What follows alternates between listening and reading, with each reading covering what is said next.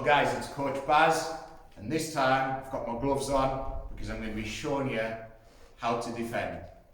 The first defence that we're going to look at is my personal favourite. It's one of the easiest, and it's the one that I use most of the time when I'm boxing. It's called the parry. To help me out, I've got my friend Isaac. Isaac, if you come in, get in your stance.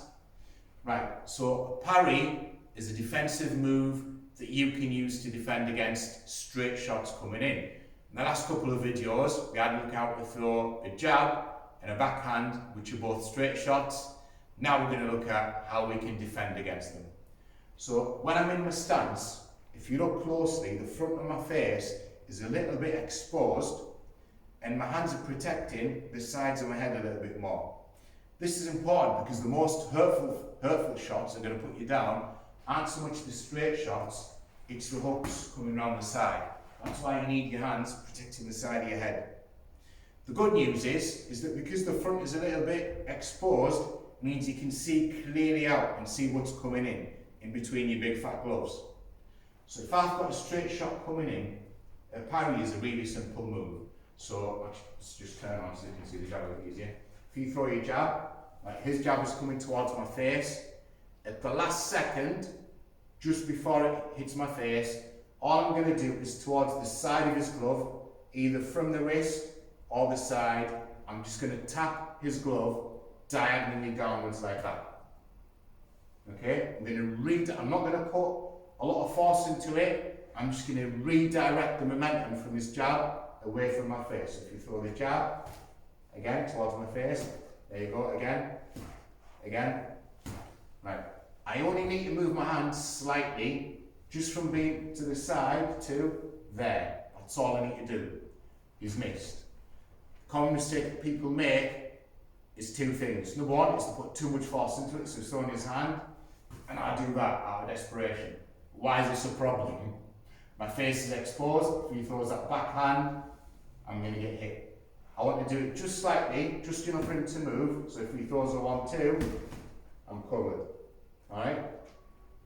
The second mistake people make is that they don't hold their nerve to parry at the right time. As soon as he starts extending the hand, they'll stick the hand up to parry.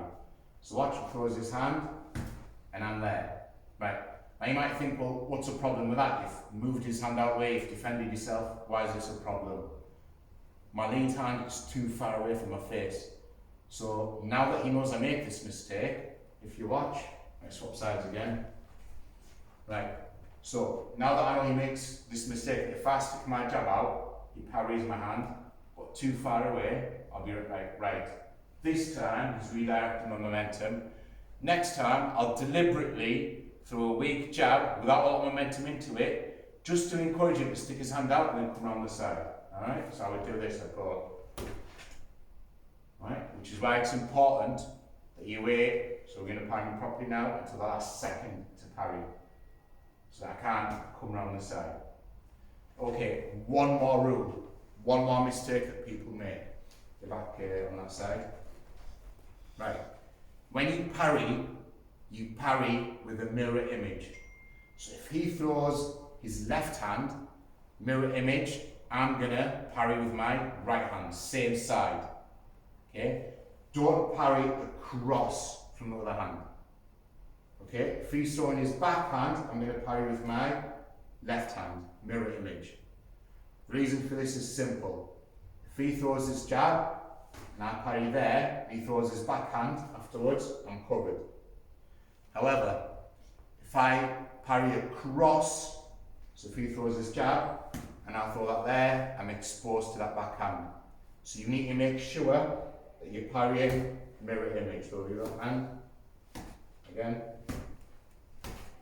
Okay, right. What kind of drill can you do to practice this? Really easy, just take it in turns, do through 3 rounds each. The first round, I'm going to throw my jab, only the jab, and he's going to parry my jab. Second round, I'm only going to throw the backhand. Third round, I'm going to mix it up, throw jabs and backhands. It's really easy, really important, sorry, that you start with something very simple, that they know what's going to be coming, so they can concentrate on getting the technique right rather than concentrate on doing it really quickly or doing it really strong or anything like that. So in the first round, I'm only going to do the jab. He's going to know what punch, he's going to know what hand I'm going to be throwing it with. He's not going to have to be second guessing himself. And once that technique is right, so walking forwards and backwards again. Right? Don't always do it like same timing, so he has a bit of work to do. Good. Right, and then second round is going to be just the backhand, so you can get used to the technique on either side of his body. Good. Good.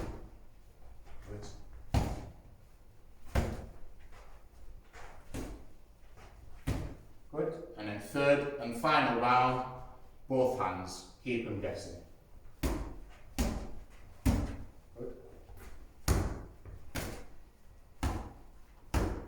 Right, two more little tips before we go. Number one is, when you're doing this drill, it's really important that you don't miss on purpose, right? So if he's not going to parry me, I should hit the top of his head. Try and avoid the face, but just the top of his head, right? Nice and light, keep your arm, palm open in your glove, nice and light. So if it hits him, it's not going to hurt him, alright? But what a lot of people do is when they're doing this on purpose, they're missing on purpose, because they don't want to hit the friend accidentally.